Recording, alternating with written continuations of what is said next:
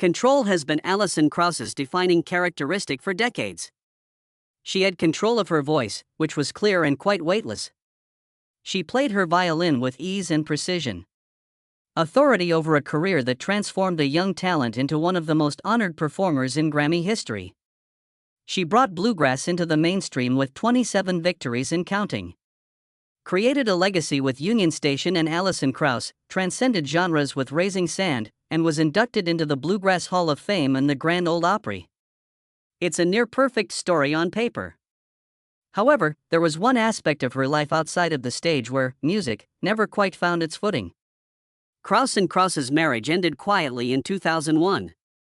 The explanation at the time appeared straightforward, even expected in the case of music. Distance, two lives going in different ways, and touring schedules. That version of events persisted for years. Fans believed they understood what had transpired, and Krauss allowed the story to remain incomplete and uncontested up to this point. Krauss has finally spoken at the age of 54. Furthermore, what she disclosed reveals a reality that is far more nuanced than anyone had anticipated. Why, therefore, is she telling the whole story now? What, when everyone believed they already knew the answer, actually led to the marriage's breakdown? Come along as we explore all the startling details. The modest origins of Alison Krauss. Alison Maria Krauss was raised in a home that combined creativity, discipline, and curiosity when she was born in Decatur, Illinois. Long before he had a doctorate in psychology, her father, Fred Krauss, brought his native tongue with him when he immigrated to the United States from Germany in 1952 at the age of 12. While in school, he taught German. Later, he turned to real estate and eventually acquired a number of noteworthy properties, such as the American Football House in Urbana, a small structure that would go on to become an unlikely piece of pop culture history when it was featured on the cover of American football's debut album. Her mother, Louise Krauss, was the daughter of artists and had German and Italian ancestry. She brought that same creative impulse into her house while working as an illustrator, contributing her hand and eye to textbooks and publications. Learning and art were viewed as organic aspects of everyday life from the moment Fred and Louise met while attending the University of Illinois at Urbana-Champaign.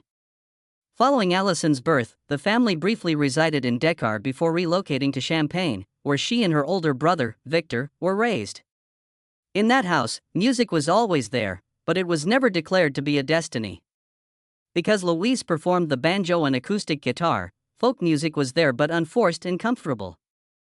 Meanwhile, whatever was available at the time was broadcast on the radio, and young Alison took it all in. Without regard to classifications or genres, she was drawn to Gary Numan's Cars, leaned into the smooth edges of bands like Foreigner and Bad Company, and enjoyed the expansive sound of Electric Light Orchestra.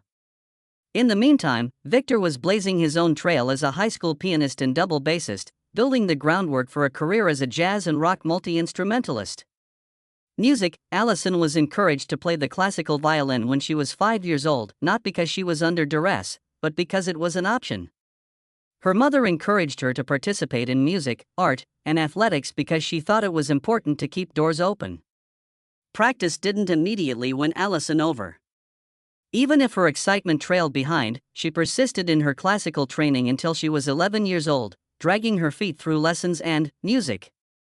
She put just as much effort into roller skating as she did into singing.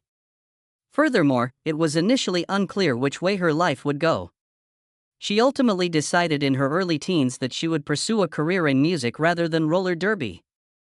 When Louise saw an ad for a fiddle competition at the Champaign County Fair in the middle of 1979, that pivotal moment became more apparent.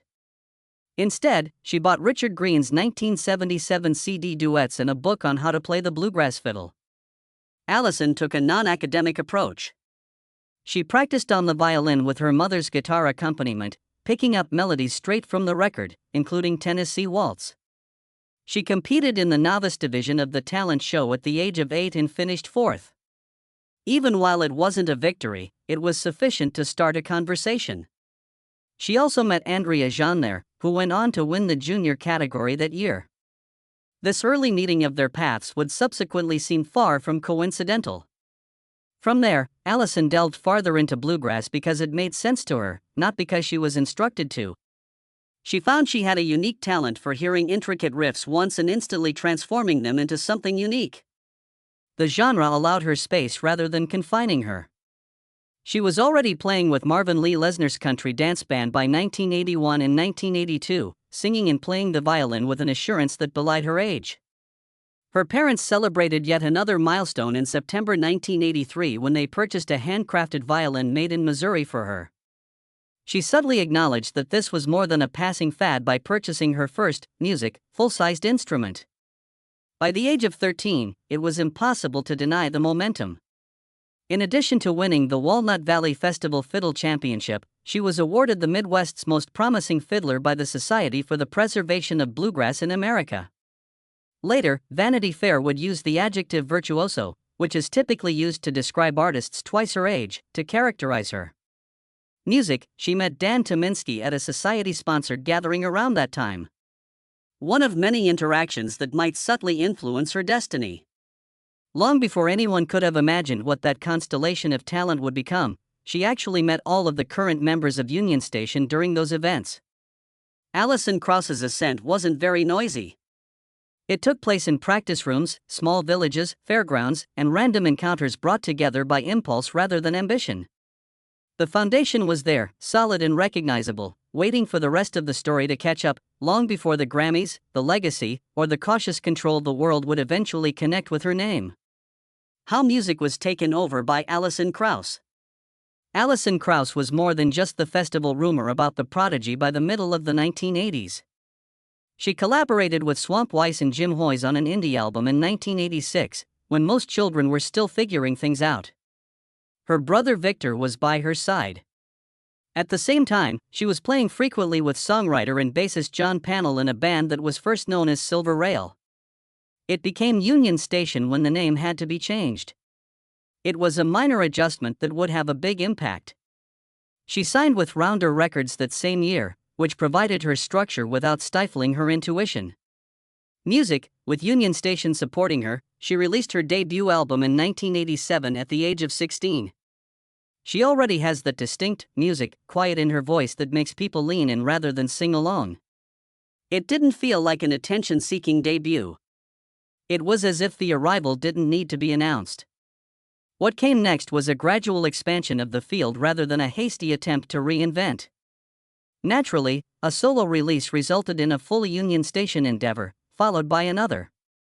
Her career developed a calculated rhythm that alternated between solo and band work, giving her the opportunity to explore intimacy on her own terms before returning to the collective sound that kept her rooted. There was no commotion or show when she made her first significant solo breakthrough in Music, 1990. Her first Grammy, chart recognition, and a sense that the broader industry had finally caught up to what bluegrass circles already knew were all part of the package. The momentum was evident by the early 1990s. She won another Grammy for a second Union Station CD, and in 1993, at the age of 21, she became the Grand Ole Opry's youngest performer. It was more than a personal achievement. For bluegrass, which hadn't experienced one of its own, it was a turning point. In over 30 years, I was welcomed into that circle. Krauss did not show up with a flag. She just stood there, controlled and quiet, and let the music do its thing. Instead of being a side note in her career, collaboration became a peaceful routine. She contributed her voice to country performers, collaborated with traditional bluegrass families, and moved effortlessly into unfamiliar settings without ever coming across as uncomfortable. The synergy clicked when Dan Tyminski joined Union Station in the middle of the 1990s. Her voice didn't compete with his. They supported one another. Krauss found herself breaking into the country mainstream at about the same time, achieving Grammy accolades and chart success without sacrificing the emotional control that characterized her work. Her songs became much more widely known by the mid-1990s thanks to a compilation album. Instead of following trends, she reframed her previous actions. It won numerous industry accolades, sold in quantities that even she was astonished by, and demonstrated that her voice could coexist peacefully outside of rigid genre boundaries without losing its core. Her pace remained the same despite the triumph. It seemed to make her more cautious, if anything. When another Union Station CD in the late 1990s questioned preconceived notions about what bluegrass music should sound like, that constraint persisted. Critics took note. There were new listeners. Her music subtly introduced her work to audiences who weren't searching for it but stayed after hearing it thanks to its incorporation into mainstream television culture. Soon after, she released a solo album that was more adult contemporary in style without sacrificing the emotional integrity that underpinned all she accomplished. Krauss continued to get involved in other people's projects even as her own CDs piled up. From American origins to Irish traditional music, she contributed her voice, played the violin, and sang harmony in a variety of genres and continents. Collaboration was never a diversion for her. It was only an alternative method of hearing. Then came the time when her sound became ubiquitous in living rooms. She added to Oh Brother, Where Art Thou's soundtrack in 2000. Collaborating closely with Dan Tyinski to create a compilation of tunes that were simultaneously timeless and modern. The record did more than just succeed, it was generally recognized with rekindling interest in bluegrass among the general public, sold millions of copies, and took home the Grammy for Album of the Year. As usual, Krauss challenged the story. The crowd had always been there, she thought. To her, the movie just took away the obstacle. That distinct soprano voice, which is sometimes described as angelic but never ostentatious, remained at the center of it all. A great regard for the musicians who helped to mold her. From country traditionalists to bluegrass greats, the tunes tended toward melancholy not for show, but because that's where the truth resided.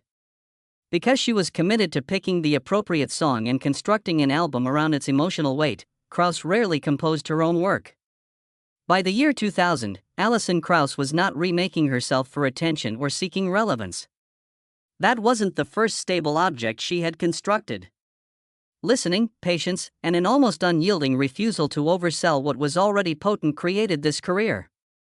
The accolades continued to pour in. The categories become hazy. The voice did not change.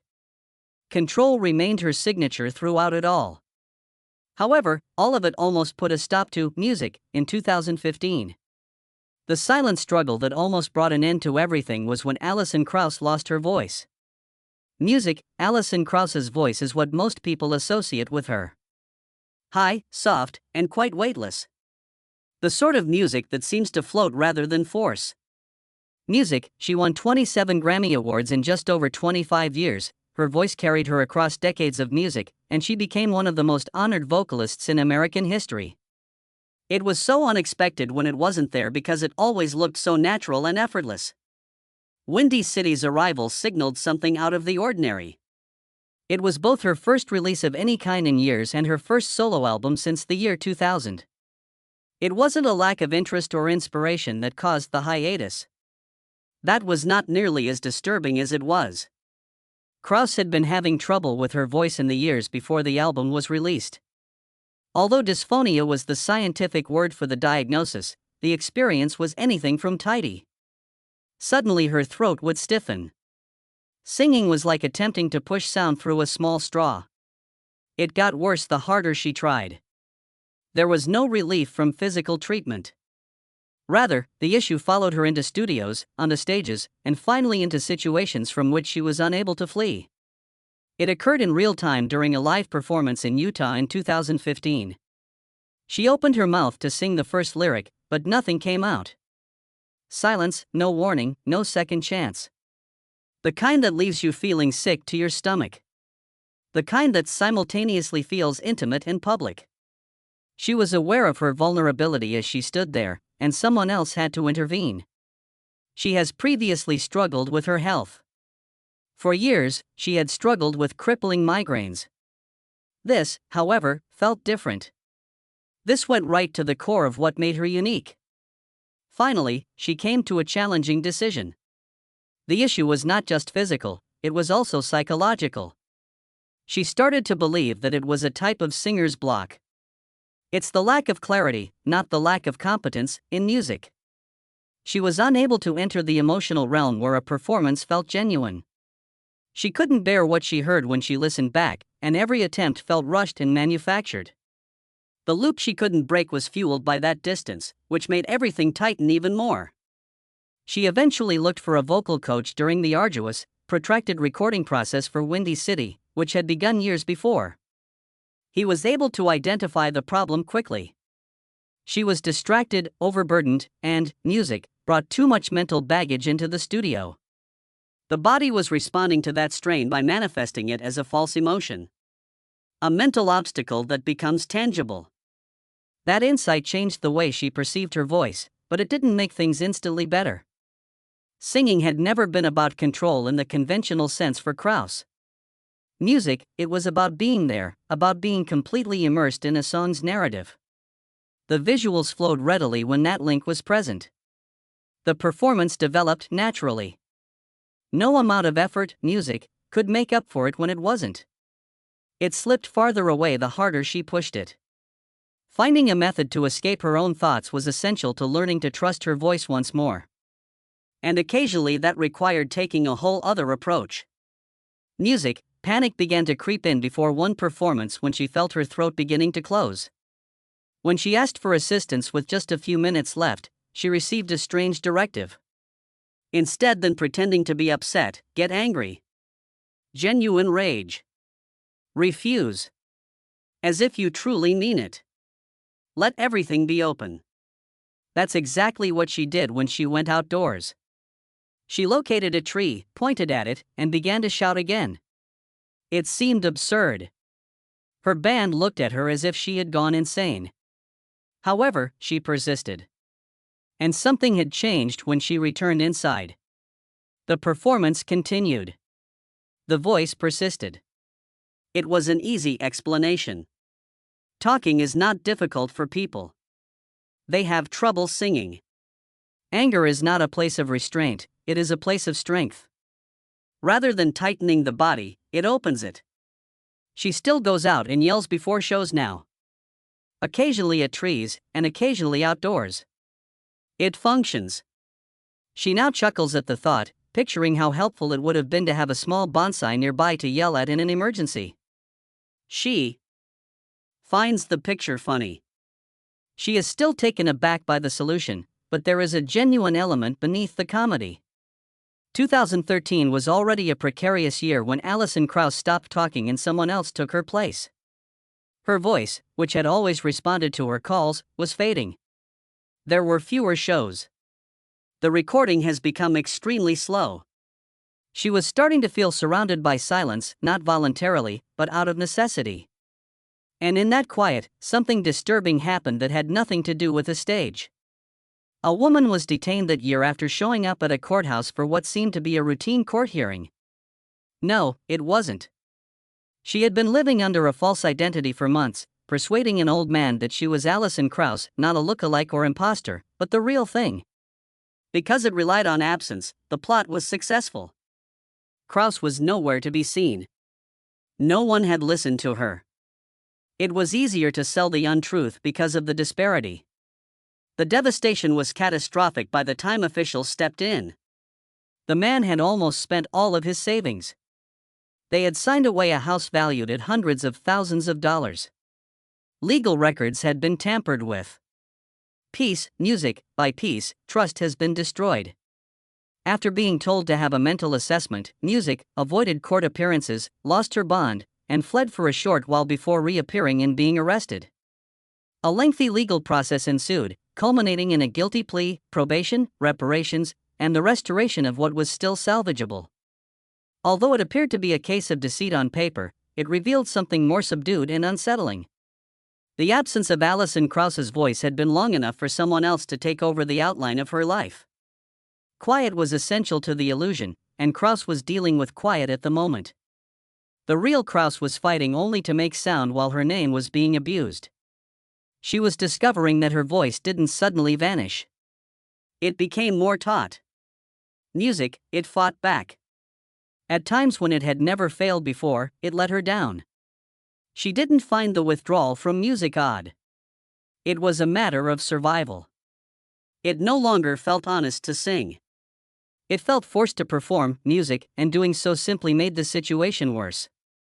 Because she didn't want to pretend, the real Alison Krauss stood back completely when one woman appropriated her image. She wasn't in hiding. Waiting for her voice to return in a way that felt authentic, she was guarding what little connection she still had to it. In the end, the case was closed. The imitation was over. The timing was still remarkable even after the stolen name was given back to its original owner. Even if Krauss was hardly able to sing in those years, her identity was nevertheless significant enough that someone attempted to live within it. Even when her voice was gone, it still had that much power. Perhaps that's the point. Alison Krauss was not erased by losing her voice. Even in silence, it showed how much room she took up. The romantic life of Alison Krauss. Alison Krauss has always approached her personal life in a similar manner to how she approaches music, quietly, thoughtfully, and without drawing too much attention to herself. By the time she met Pat Burgesson in 1996, that instinct was already well established. What happened next was neither hesitant nor cautious. It arrived quickly. The type of quick that seems more like recognition than instinct. They got married in less than a month. December 8, 1996. There was only a brief private ceremony, no public build-up, no sense of spectacle, no prolonged wooing, and the mutual recognition that life was already rushing forward for them both. Pat was from the same musical realm. Stages and studios didn't impress him because they were his everyday surroundings. He developed a career performing with well-known musicians as a guitarist and harmonica player, transitioning between live performances and recording sessions with ease. He was aware of the long hours, the travel, and the emotional upheaval that come with being creative. It appeared correct on paper. Two musicians who had the same tongue. Two people who understood that sometimes sound was just as important as quiet. Their son, Sam, was born 2 years after they were married. Everything seemed to rest for a time. A rigorous career on top of family life. A feeling of stability, as if something enduring had been constructed beneath the movements. However, intensity has a limited lifespan, even when it feels intentional. Speed inevitably demands its reckoning, regardless of how self-assured it appears at first. The marriage ended in 2001. 5 years from start to finish. There was no messy interview, no public breakdown, and no dramatic pronouncements meant to manipulate the story. Krauss carried doing her usual actions. She kept things contained when they came too close. Her music focus instantly narrowed after she was given full custody of their baby. Privacy comes first, followed by family. The marriage's dissolution didn't become a plot point. She refused to let it define her in public, instead folding it inward and carrying it in silence. Her love life remained mostly hidden after that. She had discreet and brief relationships, including one with John Waite, but none of them lasted long enough to become well-known, and that wasn't by chance. Krauss had seen firsthand how easily private decisions could become public property and how harsh that shift could be. Nevertheless, projection tends to be drawn to absence. Curiosity quickly gave way to conjecture when her name was associated with Robert Music Plant years later. Just the contrast was too strong to resist. Krauss was renowned for his emotional accuracy, silence, restraint, and music. Decades of rock mythology, volume, and living history were all borne by Plant. It seemed intense, surprising, and indisputable when they joined musically. The music sounded great. The praise came swiftly after, and the rumors followed in a predictable manner. Supporters wanted to think the chemistry went beyond the recording studio. The fact was much less spectacular than what they had hoped for: a romance that matched the sound, something dramatic enough to explain the energy they heard. The music was the only thing that held them together. Mutual respect, curiosity, and a profound respect for one another's influences and intuitions. Outside of that area, music and their lives didn't intersect as people had thought. Krauss has consistently been the more reclusive one. She doesn't cross boundaries for the benefit of the public. She doesn't dispel every rumor or address every misconception. She has never associated silence with secrecy. Control has been the result. Plant acknowledges that his life is louder because of his lengthy and very visible history. Instead of running together, their tracks went alongside one another. Distinct needs, distinct rhythms. It was exactly because those lines remained intact that the collaboration was successful. However, the conjecture persisted, and it persisted because Krauss did not act quickly to put an end to it. People fill in the blanks when she doesn't explain herself. They make up excuses when she retreats. Silence turns becomes a painting. The extent to which her personal background had already prepared her for that dynamic is rarely acknowledged. The determination to shield her son from needless commotion, the quickness of her marriage, and the calm finality of its dissolution. The same lesson was reinforced by each encounter. Not all truths require an audience, and not all things must be shared in order to be genuine. Therefore, the reality was far more grounded than the romantic explanation that the public sought to explain her remoteness. Alison Krauss had experienced intense and rapid love. She'd split up neatly. She made the necessary adjustments since she had discovered early on how expensive it might be when private life and public expectations clashed. There was nothing mysterious or distant about that impulse to retreat. It came from experience, from understanding just how much of herself she could give without sacrificing anything vital. That inclination became disciplined over time. Protection turned into control. It evolved from containment to survival. Subsequently, the same discipline started to infiltrate. Years of emotional accuracy. Never oversharing for years. Years of keeping things contained and preventing spills. Everything else started to be shaped by the same control that preserved her private life. Vulnerability was necessary for presence. When every instinct told her to hold back, it became more difficult to achieve the openness that singing required. The pattern was present by the time further difficulties arose. Krauss's answer was neither confessional nor chaotic. Stepping inward was the only response she knew how to provide. Alison Krauss, 54, explains her reasons for divorcing him. And it's not good. The way Alison Krauss handled the dissolution of her first marriage is the best example of how she has spent the most of her life learning self-control. She didn't portray her 2001 divorce from fellow musician Pat Burgesson as a turning point or a tale of grief. She hardly framed it at all. Rather, she tucked it into the background of her life and focused on her baby and music, which were the only places she felt really safe. The marriage itself had progressed swiftly, almost carelessly. They were married in December 1997 following a brief relationship that lasted only a few weeks. She didn't think it was impulsive at the moment. It seemed effective. Two musicians who were aware of the emotional strain, long hours, and touring schedules. That shared truth was consoling. And the birth of their son Sam in July 1999 appeared to show that the speed had taken them to a stable place. However, it ended in 2001. No complaints were voiced, and no public explanation was given. Almost immediately after being given complete custody of Sam, Krauss's entire universe revolved around him. She refused to allow her child's sense of security to be shattered by whatever had broken the marriage. Motherhood wasn't only a part of her life after that. It served as the anchor. When she did acknowledge the divorce, it was almost casually. In a 2002 interview, she referred to ex-partners as an occupational danger in the country music industry and quipped dryly about her Nashville house still displaying the classic scars caused by separation. Although the remark was light-hearted and bordered on dismissive, it was significant. It was the closest she got to acknowledging the impact of the separation. Years later, her thoughts changed once more, this time focusing on loss and time rather than guilt. She talked about watching her kid grow up and how, at one point, she was the center of his world in a 2009 interview. She recounted it in a non-dramatic manner.